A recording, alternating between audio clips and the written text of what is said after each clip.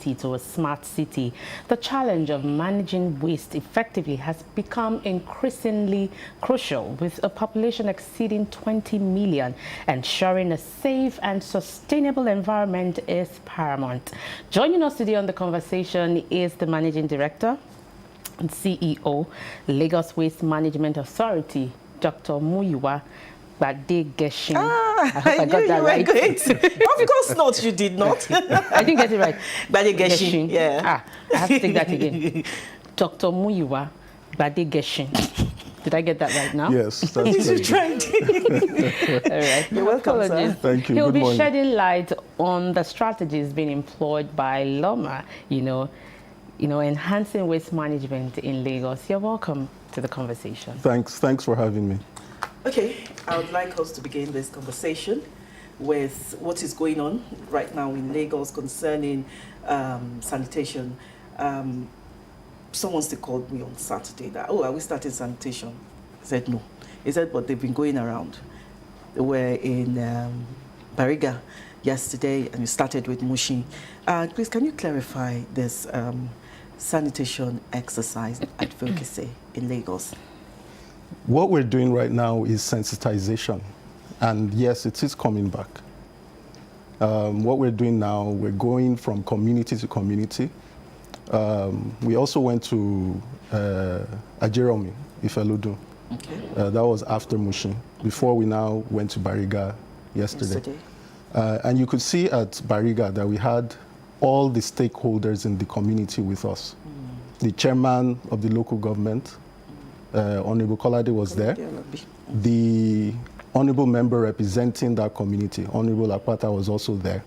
Members of the CDA and CDC and youth in the community as well.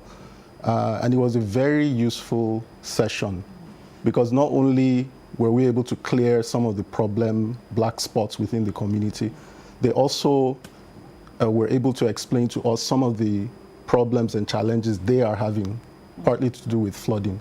Okay. Which the Honorable Commissioner is already addressing. Okay. So the sensitization is like a two-way engagement. It's not just for us to go and tell people do this or do that, but they also tell us what their challenges are. And this is something we're going to take statewide. Okay. But like the monthly sanitation will come back. But the message we're also taking to Lagosians is that sanitation should be a daily activity. Every single day you wake up, you should clean your surroundings, maintain cleanliness because of your health. Because of your health. Our health is paramount. And if you look back to the recent cholera outbreak, it's directly related to some of the bad environmental practices that our people are engaging in. Things like open defecation, dumping waste illegally into drainages. These are things that we can guard against by embracing that culture of maintaining a clean environment. Okay, so we are talking about waste management strategies. So can you just take us through what LMA has been doing in recent times as regarding enhancing waste system management in Lagos?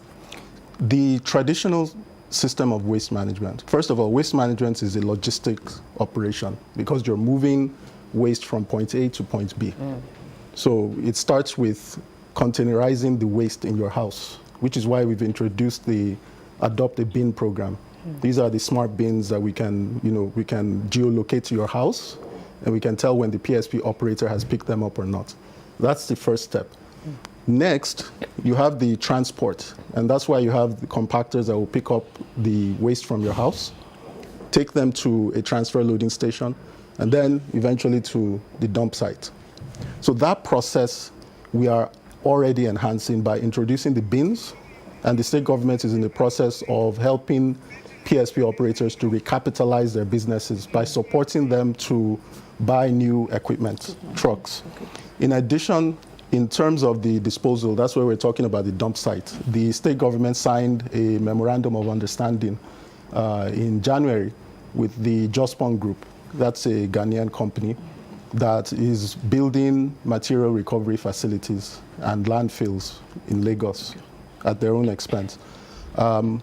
Now, I mentioned that that's a traditional system, but the biggest innovation that we're bringing in is recycling, what we call, some like to call it waste to wealth, and we call it a circular economy.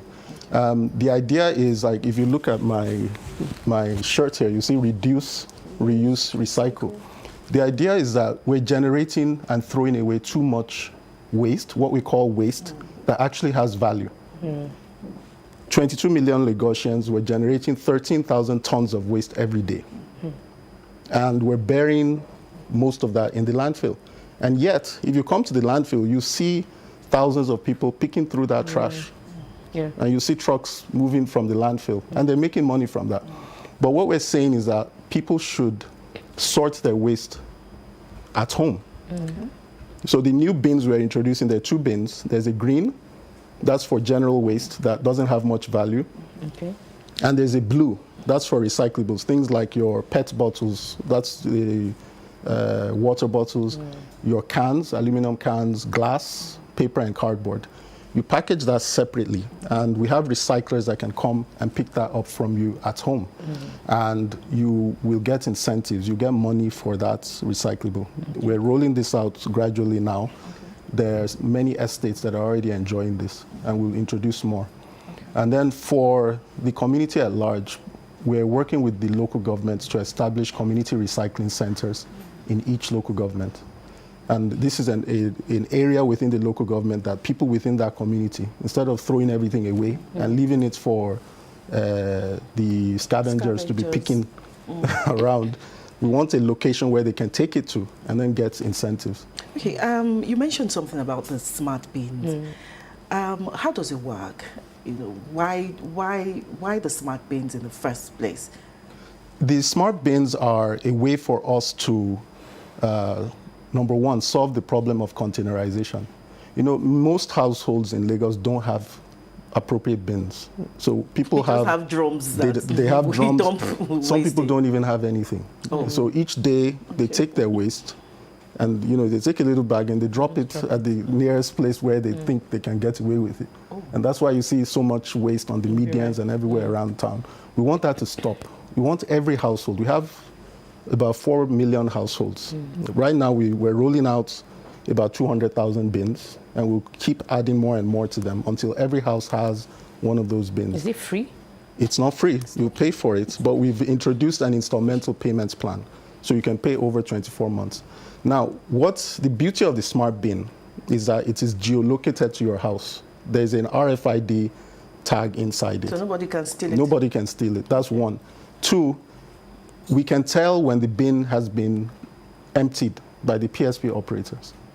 So if your PSP operator is not efficient, we can tell from our office if you have that bin, yes, from the sensors. So it shows red when it's not been picked up. Once it's picked up, it changes to green. So we can use that to monitor the efficiency of the PSP operator. You don't even have to phone us. Even though we have toll-free lines that you can use, you don't have to phone us. Now, in order to get this bin, it's already available now. You just have to go to our website, which is buylomabin.com. And we'll still be coming back. We'll be coming back to do more demonstrations of this. So are you saying that each household should get, or will have to get, the 2 bins? That means the green and the blue? Yes, but you should have at least one, the one for general waste. But ideally, you should have 2, because what it means is that with that second bin, and you're getting incentives, you can balance how much you're spending on the waste collection. So if you're paying 5,000 a month and you're getting maybe 2,000, it helps to argument. Yeah. So by the way, when I talk about recycling, we've done studies in partnership with the Food and Beverage Recyclers Alliance that there is about $2.5 billion worth of money in that recycling sector. And that's why you see all these scavengers with huge bags collecting all these things everywhere. There's money there, but what we have to do, and what we are trying to do as a state government, is to organize it properly so that we can collect recyclable from the household and take it to where it can be packaged for those who want to buy it, and then take some of that income once it's sold and give back to the households. Okay, I want you to talk more about the Adopt a Bin initiative. How's the response been like, and how much advocacy is this taking for people to be aware of this? Oh, the response is great. I was somewhere on Saturday, and I gave out the number, and it crashed our phone lines. So we've actually added additional phone lines because the people started calling because they want it. Once we also have been going on road shows. Once you go to a community and we talk to them about it, they're in favor of it, they want it. And especially because it's affordable. There's an installmental payments plan. We're also going to make it available through the PSP operators. So if you contact them also, ask them you want the smart bin, and they can arrange for you to get that. Okay, I'm concerned about the handling and maintenance, of these bins. Are these PSP operators who will come to pick up the waste? Have they undergone any training on how to handle those bins? Oh yes, they are. By the way, the smart bin comes with a 15-year warranty. 15-year Yes, if you recall during the Fashola administration that we were giving out free bins when you pay your land use charge, and those bins are still in use everywhere. Yeah. So it's virtually a lifetime guarantee in terms of quality. But yes, we're training the PSP operators. In addition, these smart bins will be working most effectively with the new trucks that we'll be introducing early next year. So these are new CNG-powered trucks, which will be used by the same PSP operators. So we're trying to take Lagos into the future with respect to waste management. So how do you also handle when there's a fault with there can be a fault sometimes. Does rain, water, would it distort its operations? We haven't seen. They've been tested. I visited the factory recently, and they have a state-of-the-art testing facility where they can drop it from 200 feet multiple times. They subject it to like putting it inside an oven to see whether, because of our heat here, whether it's going to be affected by high temperatures, and they're rock solid. Okay, we talked about people dumping their wastes, the refuse on medians and on the roads. Who is responsible for picking up these wastes? Is it the PSP operators or LMA itself? Once people are bringing waste, that's already a violation of the law. What if you don't catch them? So if we don't catch them, we pick it up. We do clear it. And you can see our trucks. We have 150 pieces of different types of trucks that run on 44 routes statewide every day. And some of those locations we clear twice a day. And then the PSV operators also have a responsibility to clear any waste that ends up in a public space within their slot. And many of them have been doing that because we've given them a strict instruction that if you can't pick it up from the house for any reason, you have to go and clear it from wherever it is on the median. But where they're not able to do that, we step in and we clear it. But we also we conduct investigations to see where that waste is coming from. Okay. And I won't go into details of what, but in the next few weeks, you'll see more and more arrests of people who are doing this. In addition, we're also going to start a show your receipt exercise statewide. By law, everyone in Lagos must pay for their waste collection. So we can come to your house, ask you to show your receipt, and if you don't have it, we can begin taking legal action against you. I'm glad you said this because there has been this back and forth of offenders. Sorry, being caught. Yes. Oh, okay. We've had this back and forth, between PSP operators and residents, complaining that they don't come on time to pick up their waste. Now that you've said everybody has to show a receipt. Will that make the pickup more effective, or how? Or rather, to add to your question, PSP operators, have you been able to manage the PSP operators? How do you monitor their activities? The PSP operators are franchise operators to LMA. So we gave them that franchise to operate within that area. So we have a very close partnership with them. If you have a problem with your PSP operator, because we still consider you as our customer, even though somebody else is doing that job. You can call us directly. We have toll-free lines, 070 80 60 10 20. Okay. For our viewers, Please, they can take a note of that. Again? 070 Okay. 80 60 Okay. 10 20. 20. 070 And the second 80, one, 60. because in case you get put on hold because so many people are calling, we have 08 0000 52 962. 08 0000 52 962. That's simply LOMA. 08 0000 LOMA. Okay. So you can also reach out to us by email. That's info@loma.gov.ng. And we'll take action, talk to the PSP operators, find out what their issues are, and then ensure that they correct whatever it is that's the problem. Okay. But in order for the system to work properly, people have to pay. In Lagos, we operate the polluter pays principle. That means if you're generating waste, you must pay for it. You must pay for that waste. The only alternative you have is to reduce the quantity of waste, like I said, and then also recycle more. Those are the only ways you can get out of paying for waste. Okay, talking about recycling now and sorting and segregation of this waste. What if we don't sort them out and there's form of some kind of contamination? How is this addressed? With general waste and the recyclables have to, and we're going to do a lot of community outreach and going to estates and CDAs to teach people how to do the separation. You separate inside a plastic. We've been distributing the purple recycling bags around the state. You separate that and then you now place it into the bin just to keep it clean. Yes. Even in the markets, it's not just estates and middle class. We're going into the markets and getting them to also separate, particularly their organic waste. 50% of that 13,000 tons is organic. At K2 Fruit Market, we have a pilot project producing biogas from all the pineapple, rotten pineapples, and that biogas is being used to power the market.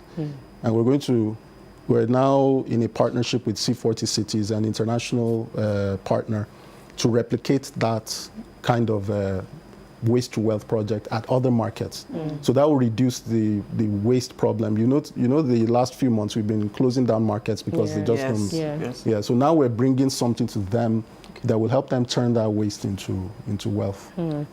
All right. I also want you to talk about the LMA Academy. LMA has an academy, so talk us through. Yes, we're very proud of LMA Academy. If you go to our social media handles, you see all the activities. We go to primary schools to do advocacy.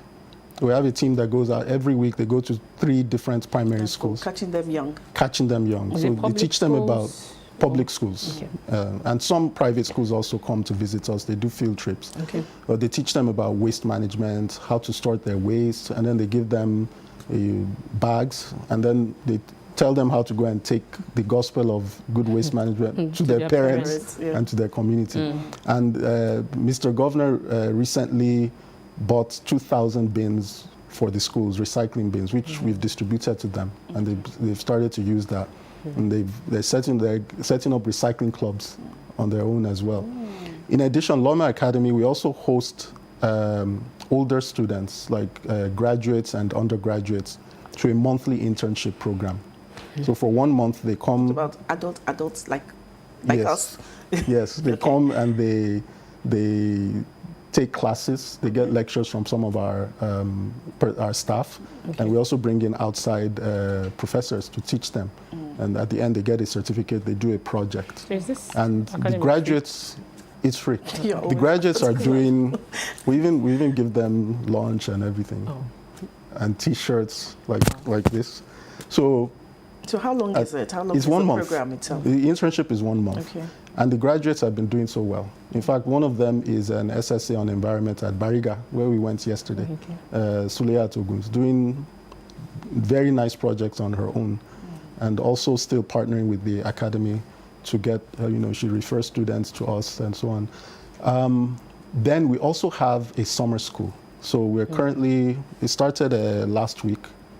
So the summer school is also for a month, and that's an annual activity. In the next few months, we're going to open a portal so that you can take online classes with certification on the LMA Academy website. So that means you can get a certificate in sorting and storage, you can get a certificate in waste to wealth, and different types of courses. Okay, I want to find out about this academy. Are there hands-on activities, Oh, yes. they're engaged in? Yes. In fact, I have at least 2 or 3 chairs like this that they made from recycled material. Tires, discarded fabrics. The last class gave me a single seat made from a tire. And then there were some fabrics that some tailors had thrown away. So they went to collect those fabrics and used it to make the very comfortable and high value. And also, although they didn't make this, the desk I use is from discarded wood. The legs are from our old shock absorbers from our trucks, which normally would have been thrown away. So we're going to, with our host community, that's Otto. I was with the KBAC recently, and he wants to establish a skill acquisition center.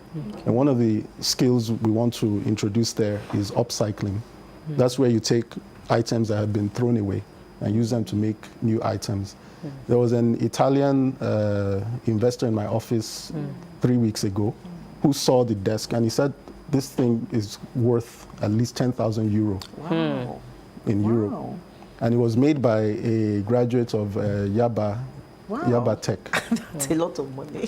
So there's even potential, what I'm trying to say, there's even potential for young people to use their creativity, and we help them to acquire the skills. And what is waste? That's how waste is going to become wealth. They can start exporting furniture and artworks. Okay. Let's go straight now to the street sweepers. I see them, every day, always working. So how does your agency ensure that the street sweepers are adequately equipped and protected to carry on their daily activities? Okay, so this is our flagship program. The street sweeping program, we have 15,000 sweepers, both sweepers and supervisors. In the whole of Lagos? Yes, 15,000. Sweeping about 900 routes statewide.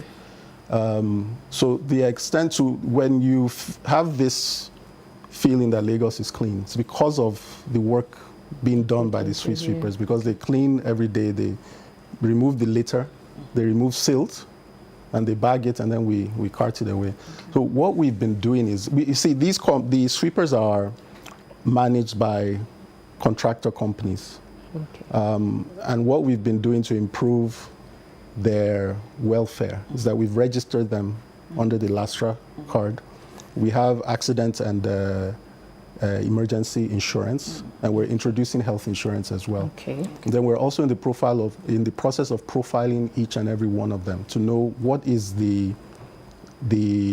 skills do they have. Are they doing any other business that maybe the state government can support in one way or the other that can improve their lives in some way? The older ones, we want to use them as the workforce for the community recycling centers that I mentioned earlier. So from 55 and above, instead of sweeping on the road, where maybe your agility and you're not as agile as you used to be, we want them to be in the community recycling centers. They won't lose the job, but they'll be in a more easier environment, while the younger and more agile and stronger ones can still continue doing the job. We're also reclassifying the routes. You tend to see them on major highways. But how many hours is required of them? They work from 7 to 12, 5 hours. Every day. Yes. They work from 7. But that's part of what I'm saying. We're reclassifying the routes. Some routes may not need up to 5 hours of sweeping. Some routes may not need so many, some may need more. So we're recalibrating each and every route, introducing the appropriate number of sweepers on those routes, and also providing shelter for them. We're rolling out about 20 porta cabins, which were donated by one of our partners.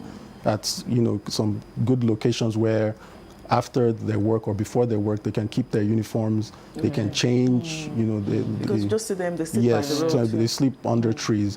And this will be an ongoing process. Part of the recalibration is also, we're concluding plans to introduce the Adopt a Street program. We have Adopt a Bin. Adopt a Street is where corporate organizations can say, okay, this particular stretch, I want to do A, B, C for the sweep. Maybe I want to provide porta cabin. I said somebody provided 20. So if I want to provide uniforms, I want to provide safety cones. We never have enough of them. I wanted to talk about that safety cone. And many corporate organizations have been doing this. They give us a lot in terms of uniforms and safety equipment. But we want to make it into a more structured program so that if, for example, you have maybe a 7-Up and you're in Ijora, for example, you can say, okay, all the routes in Ijora, I want to brand the uniforms, I want to give you everything that you need. And you have branding rights, which So is you can easily identify. Yeah, so that will make it more sustainable over time. While we continue, one of the things we're doing is also, in terms of protection, we're looking for ways to have more signage on each of the routes, speed signs, people at work, so that people know. And then we're working with LASMA, so that we can have access to the cameras. If we see people speeding on those routes or driving dangerously, we can actually be proactive and investigate and arrest such people. Another source of concern for me that I have observed is when the drainages are being desilted and all the waste and sand and everything is left on the road. I want to know, is there a duration? Is it LMA's work? There are multiple state agencies. Let me start with that. Is it your agency that is involved with that? Because they just leave those things on the road, and it happened just before the rains. The drainages were cleared, and during the rains, it just washed them. But sometimes these what's it? You see, I think they call, they call them something, rubies or something. They cause traffic sometimes because it makes the road narrower. When this waste are put on the road, is there a duration that it should be taken out? And which of the agencies is responsible? I thought it was LMA. There are multiple agencies that do evacuation of drains. Okay. LMA, we do have a marine waste program, but it's more along some specific canals and in the lagoon. You have some local governments evacuating waste from the drains. You have Ministry of Works. You have even Lamata sometimes. So a lot of state agencies, Office of Drainage Services. But in most cases, they would evacuate within 1 day or so because they're waiting for the water to dry off a bit. But because we're LMA and we're moving around everywhere, what we do is that once we see waste, we monitor and we try to identify the agency that's responsible and we call them. And if we see that it's not being evacuated in time, we just move in and scoop up. And we're also developing an interagency collaboration, a committee, where before you work, you should let the rest of us know. If you need help, we can move in. So that you'll see an improvement. It's not easy because Lagos is big, and we have to clear those drains. But I believe in the next few months, you'll see an improvement in that. Okay, just before you go, please.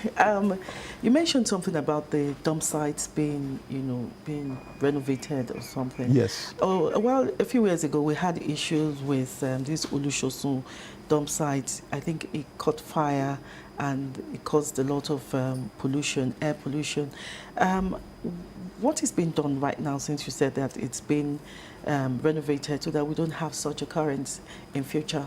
So Olusosun, we are in the process of decommissioning and shutting it down.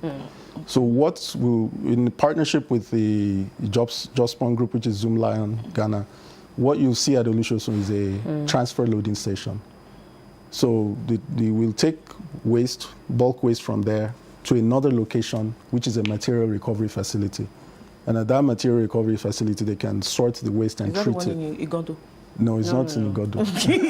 Igondo will, that's Solus 3. That will also be shut down because they've reached end of life. Okay. Oh. Yeah, so they've reached end of life. So there's a process we've started already with a lot of studies. We'll extract all the methane gas from the landfill, which should also be used for power. That's part of what caused the fire. Yes. Okay. So that process is ongoing now. So we're hoping that in the near future, within a year or two, Olusosun will be a closed location. Yes. All right, so just my final question. Since the ban on styrofoam, what has been the observed changes in water bodies? We have much fewer styrofoam in our waste stream. It was a successful ban because it's drastically reduced. What we see now is we see a lot of other single-use plastics. We see a lot of other single-use plastics. So we're going to have to do something about that as well. But styrofoam is drastically reduced. We are hoping that the advocacy on recycling will also help. Yes, it will help. And we'll continue doing that advocacy. Hopefully we'll be able to come back again and have another conversation on that. Yeah. Thank you very much, Dr. Muyiwa Gbadigesin, MD/CEO, Lagos Waste Management Authority. We've been talking about enhancing waste management system here in Lagos. Thank you for your time. Thank you for having me. We'll go on another short break. When we come back, the conversation continues.